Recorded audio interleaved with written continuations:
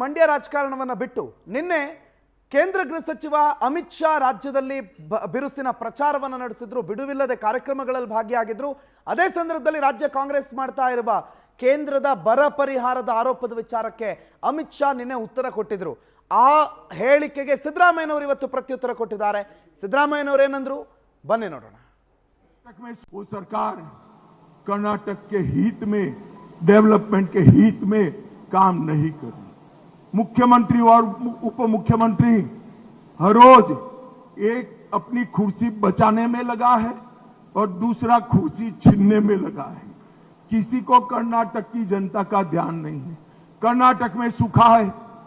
केंद्र सरकार को प्रस्ताव भेजते भेजते 3 महीना लेट कर दिया और आज सूखे की केंद्र सरकार की सहायता की दरखास्त चुनाव आयोग में पड़ी है।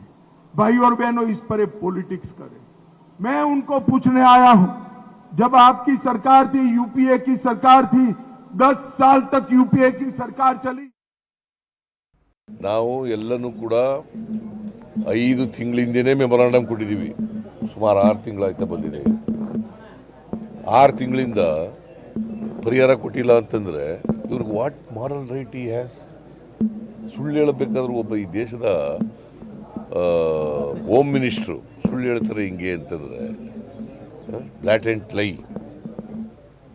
ಕೊಟ್ಟ ಮೇಲೆ ಅಕ್ಟೋಬರ್ನಲ್ಲಿ ಸೆಂಟ್ರಲ್ ಟೀಮ್ ಬಂದಿದೆ. ಅವರು ವರದಿ ಕೊಟ್ಟಿದ್ದಾರೆ ಅಕ್ಟೋಬರ್ 20. ಅದು ಸುಳ್ಳಾದರೆ ನಾನು ರಾಜೀನಾಮೆ ಕೊಟ್ಬಿಡ್ತೀನಿ. ಅವ್ರು ಕೊಡ್ತಾರ?